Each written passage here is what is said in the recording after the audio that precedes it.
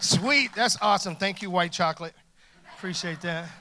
Hey, first, I want y'all to know y'all have a better, man, those lights are on hell right now. But anyway, y'all have a better lead. Like, Dave is an amazing leader. Man, I'm going to tell you a little bit about Dave. Dave is so sweet.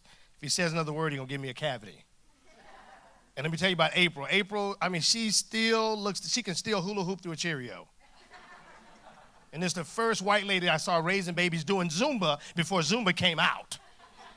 So I want you to know, y'all have a great, Dave was such a great leader, led us to all those trips, man. You have the best. So I want you to know that. Like, follow these two because they're going to lead you, I'm telling you, in a good way.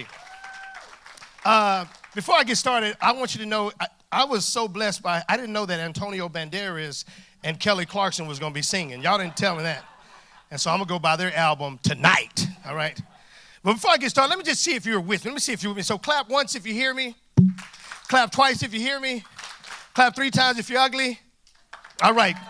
Row 7, we know now. Okay, cool. How many of you here have a dream? How many of you have a dream? Okay, everybody else wants to go to jail. Okay, great. All right. How many of you believe it doesn't matter where you come from, what matters is where you're going, right? So I have 2 boys. My oldest son, Seth, he's 16, but when he was about 11, he came to me and said, Daddy, I want to play football. So I'm like, okay, cool. So I put him with these 14-year-olds. They weren't on steroids. It was just fried chicken, cornbread, and Kool-Aid. You know what I mean? Because if you want to be great, you want to hang around people that are better than you. You believe that, right? My youngest son at the time, he's about 8. He's not into sports. He's into Legos. Everything is awesome. He's that brother. You know what I mean? He gets distracted. So I put him on special teams. Special teams in football is 22 guys trying to knock each other's head off. You know what I mean? So across from Silas was a 6'4", 200-pound 14-year-old. So I told my wife, I said, baby, he going to kill Silas. Right? So they blew the whistle. The guy took off. Boom. His lips were so big, it looked like 2 pancakes fighting over syrup. He hit Silas, and all I heard Silas say was, Daddy! I can only see out of one eye. I said, I know, Silas, but get off the field. He goes, Daddy! Daddy! I can only see out of one eye. I said, Silas, calm down. Square your shoulders. I got his helmet. I pulled it to the front because he was looking through his ear hole the whole time. And see, I believe that God wants to do something big, but I think a lot of times because we get beat down a lot in life, we don't dream big. We put God in these boxes and we only think that he can do. A lot of you probably were shocked when you saw this 5'8" black Smurf come to the church. You look at Dave, you know you're tall when you wake up and you see the Lord. You know what I mean? So, you look at Dave and you go, okay, you want to play him? Okay, you can do it. But people will look at me and pick me up and say, you really got a dream? Is that for? So I want to talk about kind of my life story. So, how many of you played sports? Anybody played sports? Yeah, when you're in high school, everybody want to play on the varsity, right? Because if you play on the freshman team, the only people going to come to the game is your mom and your daddy. And if you play on the JV team, like your aunt, grandmother might come. But if you play on the varsity, especially the guys, because we get the leather jackets, we show in front of the girls like, you know what I mean? But because I was short in high school, they called me the Minute Man. So I said, Coach, put me in the game. He said, in the Minute Man, in a minute. So I went and told all my buddies, I said, guys, in the third quarter, I want y'all to stand up and say, put me in the game. So I'm sitting on the bench, third quarter came, all my buddies stood up. They said, put Melvin in the game. I said, Coach, you hear him? He said, yeah, why don't you go sit with him? I'm trying to win. I mean, it was hard. I remember going to the park, and if you ever played park basketball, the 2 best players picked the team, so it was about 9 people. So this guy picked one, he picked one, he picked one. It was 2 people left. It was me and a blind girl. So they got together in the huddle. So I'm like, what the huddle about? Even if I can't play, I can see. But they picked the blind girl, but she had the best no-look pass I've ever seen in life. So not only did I grow up, people tell me I was too short. I also grew up in poverty. I tell people we were so broke, if you tried to rob us, you'd be practicing. My mother was a typical black woman. I hated going to church. I'd wake up every morning and be like, Mama, I ain't going to church. What time we leaving? You ready? I'll be in the car. And if you're Hispanic, it's the chancla. And if you're white, time out, Billy. But anyway, so I went to church. Me and my daddy used to play hide and go seek, right? And I was hiding for about 2 hours. When I found my daddy, he was on the couch sleeping with a beer in his hand. So I woke him up. I said, come on, Daddy, if you're going to play right. He said, listen, you count to 10, and then you come look for me. So I count to 10. I went looking for him. It's been 27 years. I still ain't found that brother. That's the best hide and go seek player I've ever played. My daddy and Osama bin Laden were the 2 best hide and go seek players I've ever known. So not only did I grow up being short, poverty, my mother, daddy, I even had a hard time in relationships. I remember dating a girl in high school with a lazy eye. And every time I look at it, I'd be like, but that didn't even last long because I found out she was seeing somebody on the side. But anyway, there were obstacles in my life. Now, see, I could have made all the excuses, but I didn't. I began to shoot about 3,000 jump shots every day. I'd drive my mother's car on I-45 and just putting in work, wanting to be the best. So I go to college in California, and the gas prices were so high in L.A., the Crips and the Bloods was riding together. You know what I mean? And I got to go to college, got to be a two-time All-American, got to lead the nation in scoring, got to go all around the world, got to go to Africa. Africa. I got to go to France. Bonjour, oui, oui, pipi, ha ha. And I got to live my dream. And I wanted to pause in this time because I want to do the tricks up first because I got a message I really want to give you today. So I was just kind of watching y'all if you saw me in the front. One thing about me is I don't like waiting for people to come to me. I want to go to you. Because we have a world out here that's dying, and it's not real deep. All they want is somebody to remember their name. To say your hair smells like Pantene. I smell it. It smells good. To remember a birthday, a high five. And I think we make Christianity so hard when it's so simple. When you go eat at a restaurant and you pray for the food, leave a tip. If you're a man and you know the Bible backwards and forwards, but you don't notice when your wife get her hair done, then you are what I call spiritually goofy. All right? So we're going to do some practical things. And before I do the tricks, James Dobson. How many of you heard of James Dobson? Yeah, James Dobson, back in the day, which was a Thursday, he said that my son was a kindergarten. My oldest son was in kindergarten. He said 87% of young people today are not going to church. 87%. That's Dave's free throw percentage. He said by the time my son is a senior in high school and my son is a junior now, he said that 1% will be going to church. But Sunday after Sunday, we keep doing the same thing. Stevie Wonder can see it don't work, but we keep doing the same thing, trying to get different results. So we have an 8-track church and an iPod society, right? So you wonder sometimes the kids come to church and they're bored because we're doing church like Thomas Jefferson did it. The message always will stay the same. The methods and how we do it will have to change. So I hope today I will open up your mind for you all whose butt is so tight Moses couldn't part it. I'm going to kind of freak you out a little bit. So you got to get your butt untight and you got to change. For those that are like me, then we need to learn how to sometimes be quiet and we have to be balanced. So just through my life story and what we're going to do today, I hope that it inspires those who are evangelists, those who are want to get out, you'll be inspired. Those that may be kind of, the Lord died for you. You'll be inspired too. So real quick, can I get the guy? He got the Nike shirt, looked like, Porzingis. Okay, yes, okay. Let me get that brother. Okay. Can I get the Diego, Dora's cousin? Yeah, can you come? Yeah. Can't wait to see your movie coming out. Okay, The Lost Dragon. Okay, can I get your sister or your wife? Who is that? Is that your? Okay, yeah, sorry, I thought y'all were married, saw a ring. Okay, so I got Selena Gomez, Diego, white kids on steroids. Let me look over the scene. Can I get this guy right? He look like he could be a lead singer of a boy band, right there. He's taking over Justin Timberlake. You know what I'm saying? Brother, bringing sexy back. All right, white chocolate. Okay, and can I get the little girl right here? All right, let me get Selena Gomez. Hey, Selena Gomez, hey. All right, and I need one more girl. Okay, yeah, Dave's daughter here, yeah. All right, she was a little baby, like April was like nursing her when I would come over, and she was like, black, she was a little baby, she was like, black man. I was like, did she say?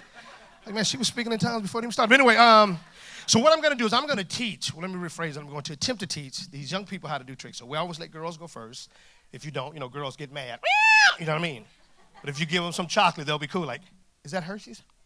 Okay, so we're going to get, Celine, here we go. Right here, you're here. Okay, Shorty Doo-Wop, you're here. You probably sleep in your mom's purse. Okay, right here. Okay, cool. You're right here. Okay. Is it Mimi? Mia. Okay, Mia. You got a black girl name. Okay, so you can tell Dave been all around the world. Shorty Doo-Wop, you're going to come here. Diego, right here. Yeah, you're right behind tall girl right here. Yeah, and then Tom Cruise, you're going to come here. And then Napoleon Dynamite, you're going to come over here. Okay, cool. All right. So what we're going to do these tricks for not just one person, but 2, 3, 4, 5 and a half people. All right? And I have 2 rules. Everybody say 2 rules. Rule number 1, you see anything you like, you clap. Rule number 2, you see anything you don't like, you still clap. Cool, right? Now I was watching all of you girls, and all of you girls are beautiful. Tell me something I don't know. But all you girls have hands, right? Not just to slap your brother every now and then. But you have hands so you can catch the ball, because girls will sit there like, oh! It's just a ball. It's not a bullet. This is not Cedar Park. Anyway, so what we're going to do, We're going to save the best for last because you're awesome, so you're going to come over here. And what's your name? Jovi. You sounded like Chewbacca. I didn't hear that. Well, Jovi. Jovi! Okay, Jovi. Okay, Jovi, you're going to stay there. I'm going to do a trick, Jovi, and you have to do what I do, right? And we believe in you, all right? So you get your hands ready. The ball is coming. If it hits you, I'm going to laugh, but I'm going to help you. You know what I mean? So, Jovi, what you going to do, Jovi? Round the waist twice. This leg twice. Hold on. Round the waist twice. This leg twice. Take the pass. Push it down off your knee. Ready? Okay. All right, Jovi, here we go. Ready? All right, so round the waist twice. Here. Jovi, you got it. So round the waist. Okay, go on, girl. Look at you. Hey, okay. That's okay. You killed a mosquito. That's all right. Let's go. Let's go. There you go. Now, okay, you killed another one. Okay, that's cool. You're good. Then you go around your leg. You're doing good. Okay, Kung Fu Panda. All right. Then you're going to fake the pass. You're going to fake it. You kick to me. Give it up for my girl. Yes. Good job, Jovi. You can sit there. Now, if you're watching, real quick life lesson. Jovi was nervous. She was sweating like Mike Tyson in a spelling bee contest. But you know what? When she started hearing y'all clap for her, she was like, I'm the bomb.com. And sometimes kids, all they need, but see, the funny thing about it is hurt people. When you look in the mirror and you love yourself, that's why I always tell girls, if you're a girl, every morning you need to wake up, you need to talk to yourself. Like if you're white, you need to look in the mirror and go, oh my God, I'm so amazing. If you're Hispanic, muy bonita, caliente. Yeah. If you're a black girl, hey, for real though. If you're Asian, get ready for photo now. Whatever you do to build your self-esteem. You got to build self. So this is Mia. Real serious like Dave. Mia, you're going to do the same thing. Jovi is going to be a little different, a little easier because you are the woman superstar. So you go around your waist twice. This leg, here. Okay. Oh, all right. Baller. Okay. Then round that long leg. Okay. The other long leg. Then you're going to turn sideways towards George Bush. How you doing, brother? Okay, you're going to raise your right leg up. There you go. You're going to hold it with this hand. Your nails look good. You got them done? Okay, so. They're literally so bad. So you're going to hit it to me. Don't kill George Bush. Here we go. Nice. Good job. Give it up for my girl, Mia. Yes. High five, Mia. Good job. Now, see, Mia was a little different. She was confident. Her dad was looking. She was like, I love you. He was like, no. Mia is the girl who, when she goes out on a date, she's going to take a Bible with her. She's going to put it between her and the boy.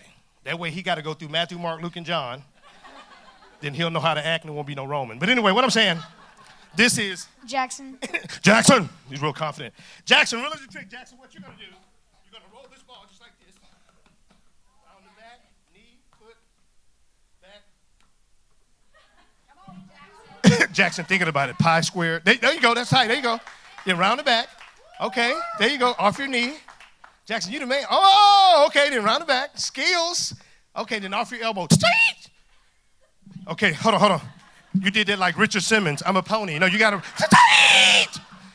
Nice, there you go. Yes, give it up for my boy Jackson. Good job, Jackson. See, Jackson was confident. And you know what's amazing in life is that everybody's different, right? Loud people want quiet people to talk more, and quiet people want loud people to shut up. And everybody's trying to make people be who they want you to be, but you have to stay in your lane. So if you're a mom, don't beat your kids up because they're not like you. It's a whole different generation, and you have to understand what God is trying to do is not 1968 anymore. It's 2019, all right? So it's a whole different. So Jackson with the confidence, I love that. And this is? Dustin. Dustin is smooth. Smooth brother here. Dustin, really the trick, D. What you going to do?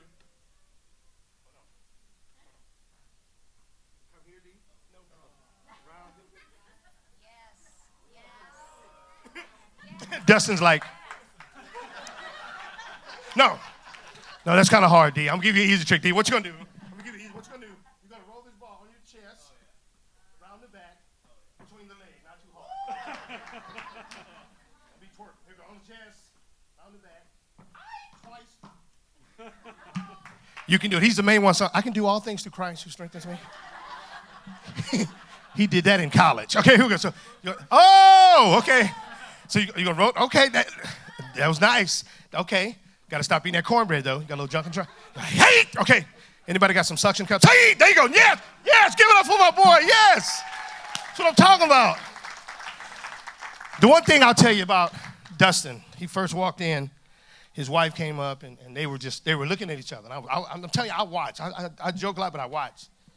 And I was watching her watch him. And she was like, and he was doing it too, because, whites do it differently. So I love it. I love a cute couple. This is Sam, green eggs and ham. Sam, really the trick, Sam. What you gonna do, Sam? Really the trick. What you gonna do? You gonna bounce it? Hold on. You gonna bounce it? Okay. Here. Now we're not gonna do it because if it gets in Sam's hair, I'm gonna lose my ball. You know what I'm saying? Just it's kind of bushy up there. I don't know if Black Panther lives in there.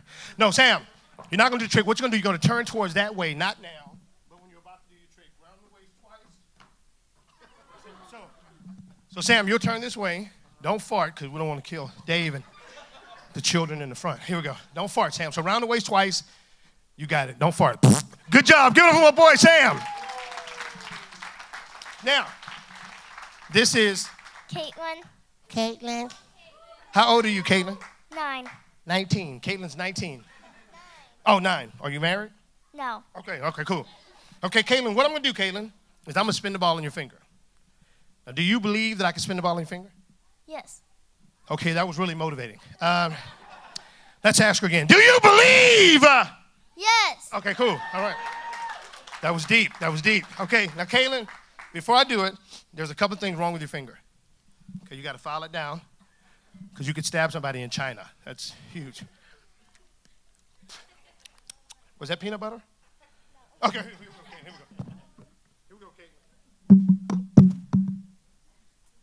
Got it from Walmart. Okay, here we go. Hold on, Caitlin. I feel like a black dude being detected.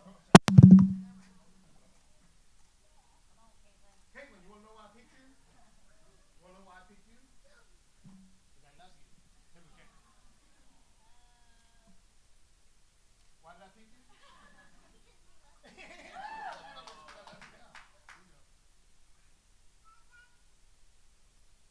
You love me? Okay, cool. Just do it, black guy. Here we go.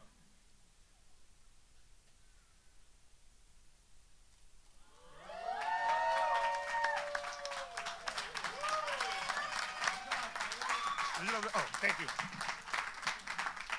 So I'll tell you a story.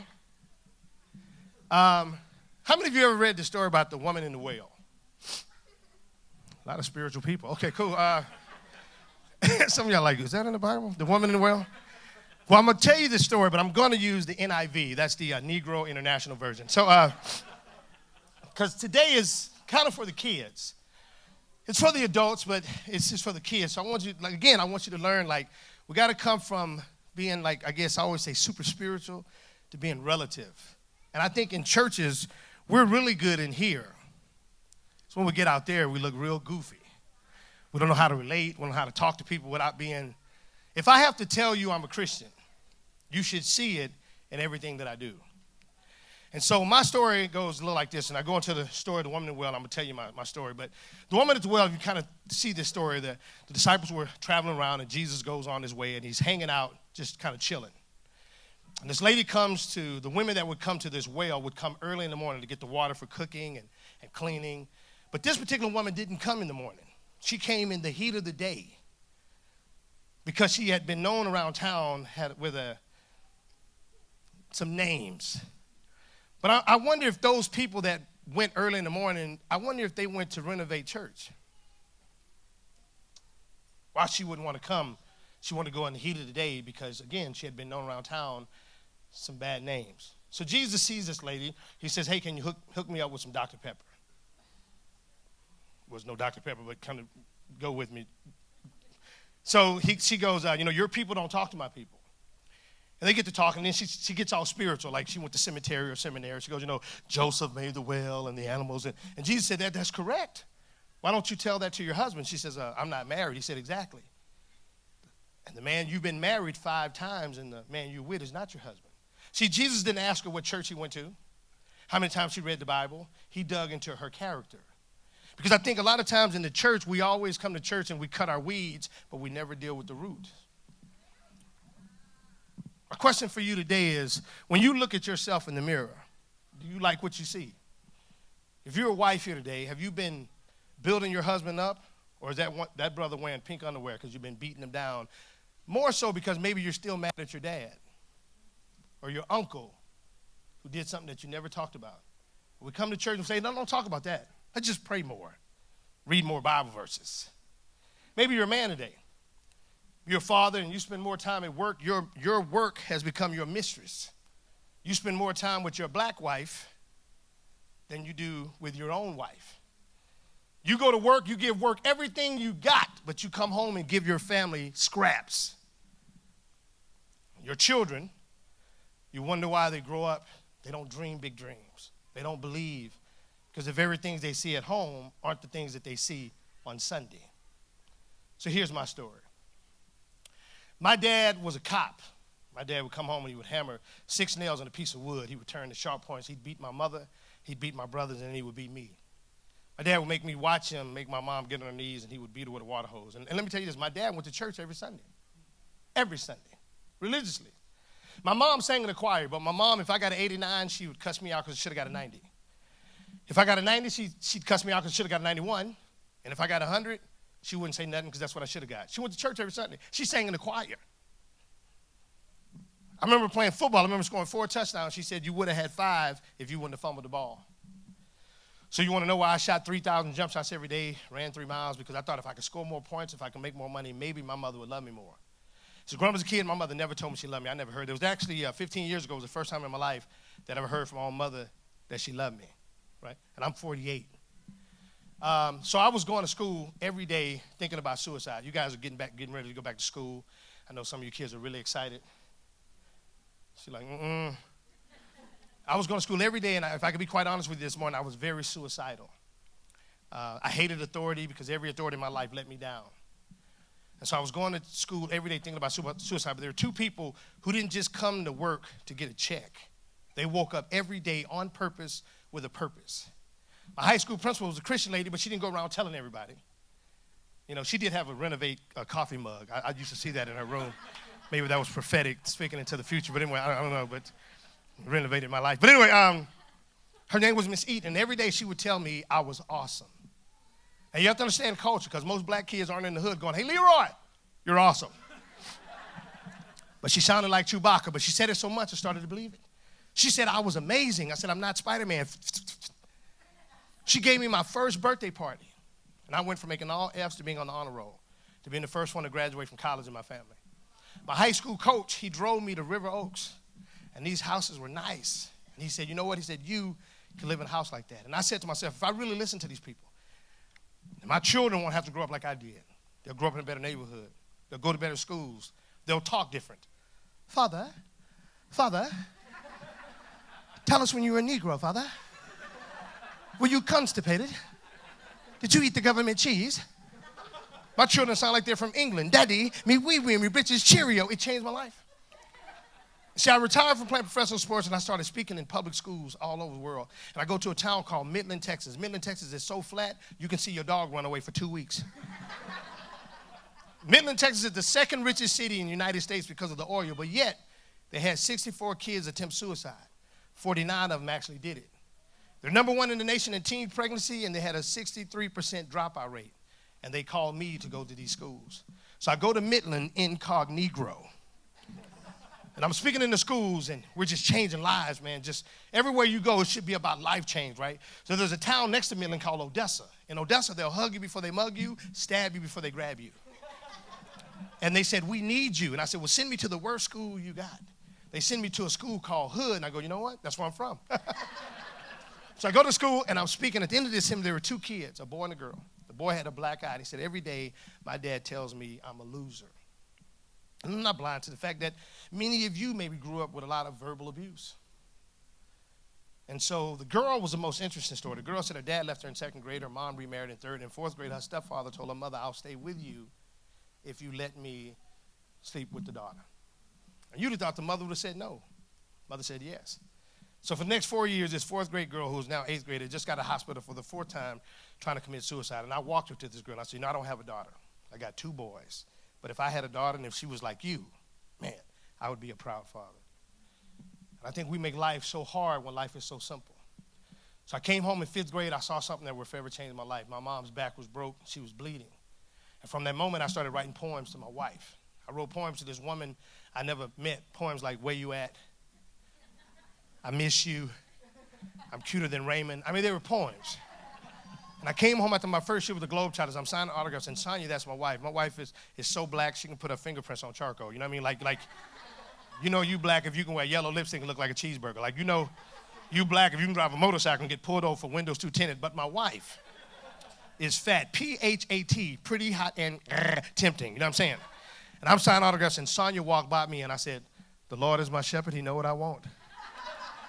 And I followed into this Barnes & Noble, and I started talking to her. I was like, "Do you have a boyfriend?" She was like, "No." I said, "How long have you had that problem?" Don't settle for a kid's meal when you can get a value pack.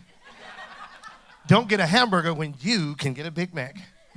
After she slapped me, I gave her my phone number.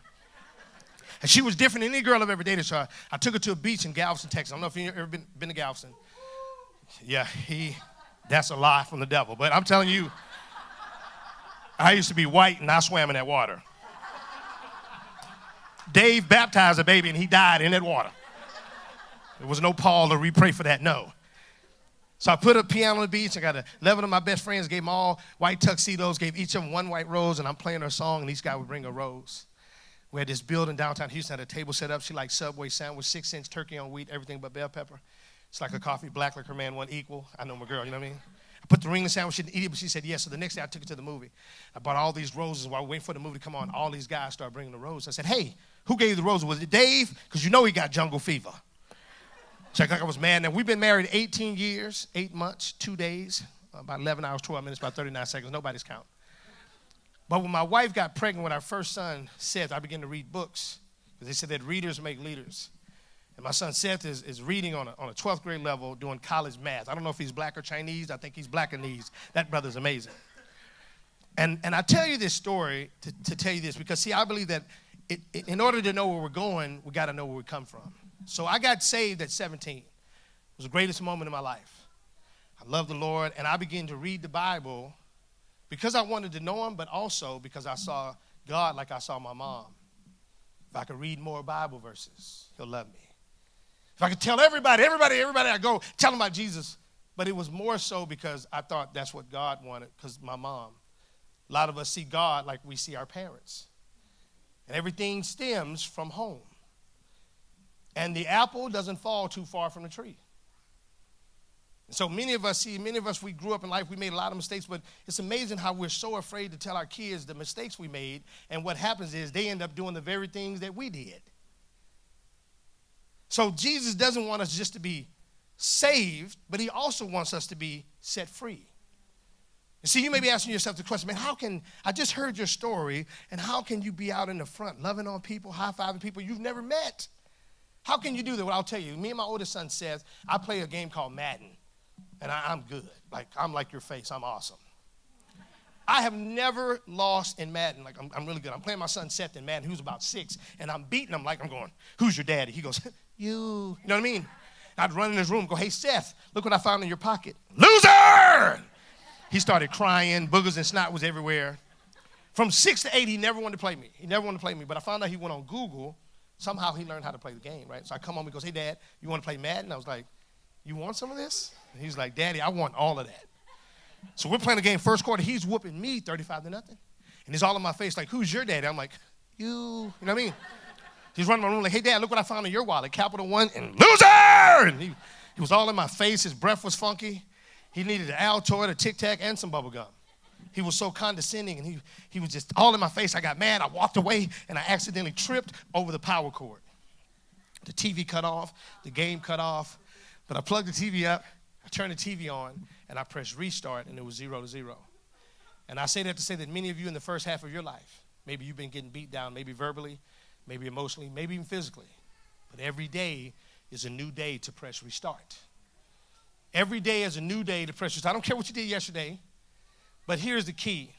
I'm playing with the Globetrotters. Dave had been praying for me, and when he prayed, stuff happened, you know what I'm saying? And so I'm playing professionally, and my life was, I'm playing in front of 30,000 people. They're screaming your name, but after the game, there's 3,000 girls that look like Beyonce. And I'm like, to the left, to the left. I go and take my shower, come back out, there's 1,500 girls that look like Rihanna. Shine bright like a diamond. I'm like, under your umbrella, shut up and drive. On the way to the hotel, there's 300, and you see all of these guys in a room, and I'm in my room talking to the pillow, watching Mr. Bean. It was the loneliest time of my life, and yet I was living my dream, had everything I wanted, but inside there was something missing. I was saved. Got saved. I knew God. I was saved. Got my degree in youth ministry, Bible theology, and so it was the loneliest time in my life. I found myself wilding out like Nick Cannon. And it was about 3 o'clock in the morning. I went, called my manager in Atlanta, and I lost it. I was like, man, I'm drinking, mess with these girls. And she said, you know what I did today? And I'm like, what? She said, I ate chocolate. She said, 2 wrongs don't make a right, but 2 rights made an airplane. Some of y'all will get that later. That Negro is profound. She said, what's been holding you back is that you're still angry with your mom and your dad. So many of us here, we're in the wilderness. Your shoes don't get dirty. You eat every day, but you're not living in the promised land. And I'm not talking about no health, wealth, prosperity, but I'm talking about walking in your destiny. I'm talking about walking in freedom. I'm talking about you wake up in the morning like with a new zeal. Like, yes, you can look at your wife and go, oh! It's different. You're able to look at your kids and say, you know what? You can reach your dreams even though you're 4'8" and you're sleeping in your mom's purse eating gummy worms. You understand what I'm saying? Like, it's a difference when you go places, things happen, lives change. People that see y'all walking up, they go, hey, what are y'all doing? It's not about the ice. What's going on in there? And they come in and get saved and get changed. Let me tell you how. That blew my mind, all this Christian knowledge I had gotten. So you know what? I went home. I thought about it for a minute. I want you to think about it. I went home and I went to my mom because confrontation is inevitable. In order to be who you're destined to be, you have to face whatever your fears, your hurt, because it's not like it's going to go away. Because the world is looking at us like, yeah, you quote them Bible verses, but do you really believe what you're reading?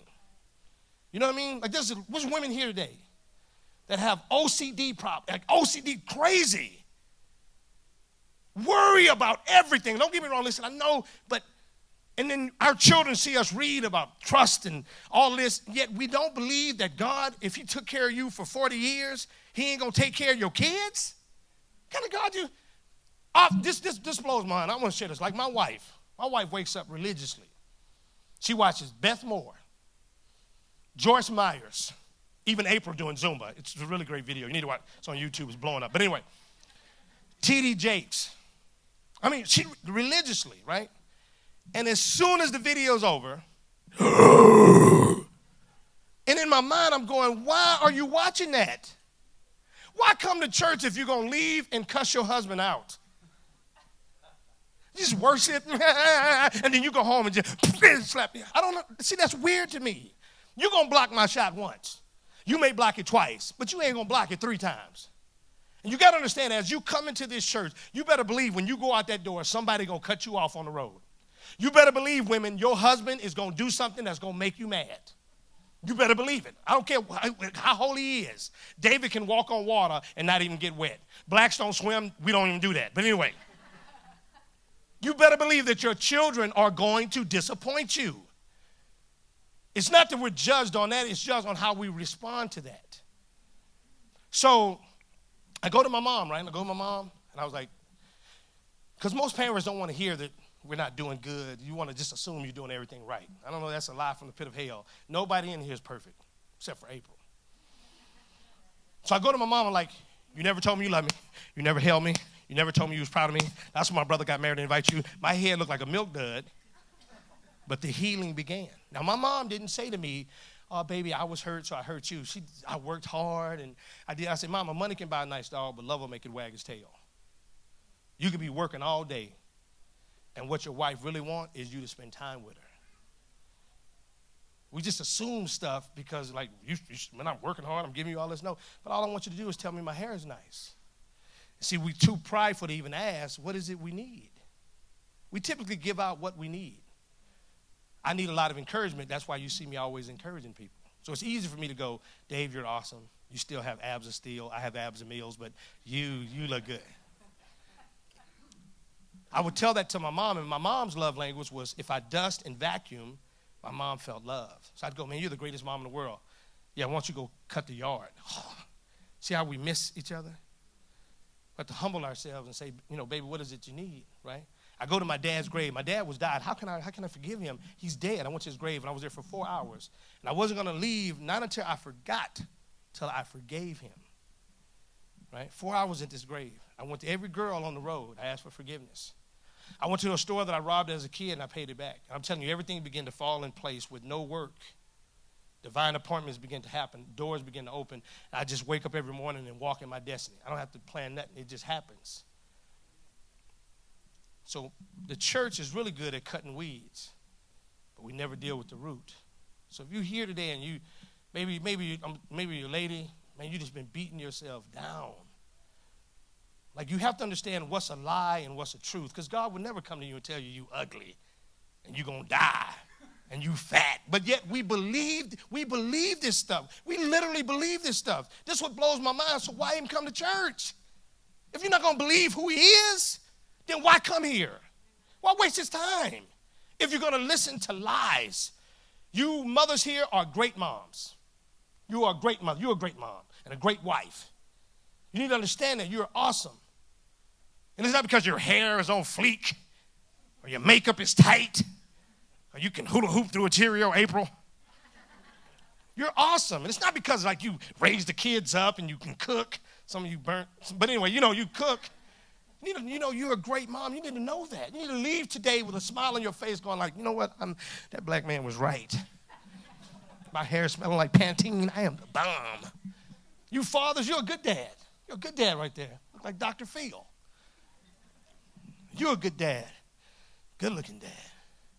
You're a good dad. Look like Wolverine, but you're a good daddy. Don't be stabbing nobody with your... Orale! George Lopez, you're a good dad. I see you, George Lopez. You need to know you're a good kid. You're a good daughter. And you look like Home Alone. You're awesome. You're awesome. And y'all need to know that. I hope that you leave today, you'll believe that. I'm going to leave you with this, and I'm going to be out of your hair like I'm out of mine. But I want to challenge you with something. I want to challenge you something. If you're a wife, like, ask your husband, like, say, what's 3 things I need to do as a husband? Like, what's 3 things I do good, and what's 3 things I don't do good?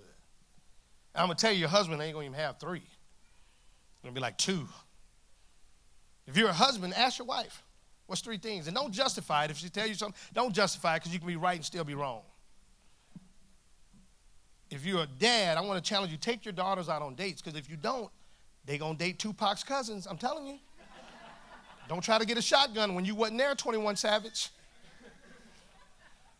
If you ain't spending time with your daughters, if you ain't telling them they're beautiful, believe me, Lil Ray Ray's son will. When she come up 9 months later, thanks for not telling you. I'm telling you. Tell your daughters they're beautiful, man, not because they wear makeup. Tell them they look good. If you have a son, tell them you're proud of them. Quit being so macho. They need to see you cry sometimes. Not just fart when you sleeping. They see that, smell it, and hear it. But they need, the one that laughed, he's the one that farted on his kids. But anyway, tell your sons how proud of them. Not because they make an error in them. Tell them you're proud of them. I was looking at Brent. I've been seeing Brent. He was a little baby. Brent was 2 years old. I think I was the first, because when he saw me, he was like, Dad, he's so chocolatey. Dark chocolate, I knew it. And I would see Brent, and I seen him growing up, and I see him now. He looked like Jesus at 25. That's what Jesus would have looked like if he wouldn't have went to the cross. He would have looked just like that. Same feet, same height, doing commercials on computers. Not carpenter, computers. But I see him, I see his smile, because I would see times when April, how she would just love on him and give him applesauce. I don't know if that's a white food. Anyway, applesauce and fruit and stuff like that, because she wanted everybody to be slim like her. You know what I mean? We had to eat celery. We was hungry. But I look at Mia. Look at Mia. Mia's got more teeth than the dentist. And I look at Dave when he was watching her. He used the light in his eyes like... So proud. You know what I mean? Like, that's how we should look at our children, not only our kids, but you should look at your mate. How many of you husbands still look at your mate like, girl, them yoga pants? How many of you women still look at him like, just Do you still have that same look? Or are you like, I did his underwear last night. Oh, my God. And I'm going to leave you with this, and I'll be done. I want to just a real quick challenge to you. But I hope that even as hearing the story, like the way we used to do things, that I'm telling you, we're losing our kids. It's cool for adults. I'm telling you, young people, all I did was crack some jokes, do some basketball tricks, and throw Jesus kind of in and out, kind of YouTube, in and out, in and out, in and out. It's the generation. 8 tracks ain't coming back. I'm sorry to tell y'all. I don't know what you're waiting for. They ain't coming back. They're not coming back. Typewriter ribbons, that's over. Taking my mama 2 hours to text, but that's where the world is going. You got to get to it. So here's my challenge. There was an island. On this island, when a woman wanted to marry a man, she would pay for that man in cows. And there was no woman on this island who would ever receive more than 5 cows. So the decree went out. The king was a short guy, kind of good looking, kind of like myself. And he's looking for his wife. He sees this girl in the back. She had sideburns. Like, man, Elvis is dead. Who is that? He looks back, he sees this other girl. He's like, ooh, Adam's apple. No, that ain't the one. Looks at the back, goes, whoop, that's the one. And the father goes, you must be on drugs because that girl's name is Ugly. She is the ugliest girl on the island. This girl had hairy armpits. Looked like she had 2 black dudes with an afro and a headlock. She had hairy legs. It looked like a jungle. I thought I saw Tarzan. Her eyebrows were so thick, Tony Hawk used to skate on them. She had teeth in her gums. That is sick, unless you're from Liberty Hill. But anyway, she was the ugliest girl on the island. The king said, I'm going to go home, pray fast. I'll come back and negotiate about how many cows I'll pay for your daughter. So the king leaves, and all the girls ran up to him. They said, girl, he ain't going to marry you because you ugly. I mean, you got hairy armpits, and the only reason we like you because we can snick Snicker bars in your armpit when we go to the movie. You know what? After somebody starts telling you ain't pretty enough, you're not smart enough, you're not good enough, well, I wish you want to shave those hairy armpits, those thick eyebrows, teeth in her gum, which is sick unless you're from Liberty Hill. All her life, people had told her she was ugly. The king comes back, he goes to the father and says, listen, I prayed about it. Me and Dave, we fasted. Got to renovate cup. I'll give you 13 cows for your daughter. The daddy fell out. They had to call Benny Hinn to get that brother back up. He said, if I've offended you, I'll give you 21 cows for your daughter. So the story goes, they get married. About a year goes by, the dad hears the daughter and son-in-law back in town, so he goes, he knocks on the door, and the girl opens the door. She looked like Halle Berry, Cameron Diaz, and April rolled in a tortilla. He said, what a kingdom. This king would have beautiful maids as his wife, but I came here for my daughter, you know, the ugly girl. She was on Jurassic Park. That girl. She goes, Father, it's me. It's me. And see, just like that story, as funny as it is the same gospel message that's been preached for over 2,000 years. And then in all of our lives, we all feel ugly. In all of our lives, we all feel like, how can God use somebody like me? Like, how many of you here have done some things in your life that you know God has forgiven you, but you can't even forgive yourself? You know what I mean? We walk around in guilt and condemnation, not realizing that 2,000 years ago, Jesus knew everything we were going to do from the day we were born to the day we're going to die, and yet he still died for you and for me. But the cool thing about him is he doesn't give up on us where we are because he knows what we're going to become. That's why he's patient with us right where we're at. Quit getting discouraged because your kids wear tattoos. You wore them. You probably got them taken off before you had the kids. So he goes up, and just like God, he goes to the girl, and he goes, you know what? You do have hairy armpits, I ain't going to lie. But you got some nice arms. She starts shaving them off, gummy bears and Twinkies. It was a whole Mexican piñata, you know what I mean? He said, you have hairy legs. That's not normal, but you got some nice calves. She starts shaving them off. He said, your eyebrows kind of thick, look like the Beltway going in downtown. He said, well, when you look at me, whoa, you said it all. So we got them shaved off. He said, you have teeth in your gums. He goes, you from Liberty Hill? He said, but when you smile, you brighten up my day. So with the orthodontist, got it hooked up. And everywhere she went, people thought she was off the hizzle for shizzle. And see, that's the same thing that God looks at us today. He said, yeah, man, you smoke weed? Okay, you know Snoop Dogg personally. I died for you. You're going to go out into this world, and you're going to know people at your job who are cheating on their wives. And we can condemn them. The Spirit will do that. Just love on them. If you're a woman today, take time to tell your husband how much you appreciate him. I'm telling you, he will squeeze your toes even though they smell like corn nuts.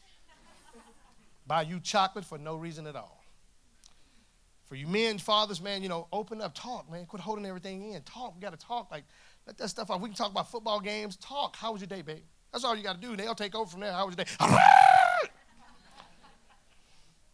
You kids, whatever your dream is, you can be it.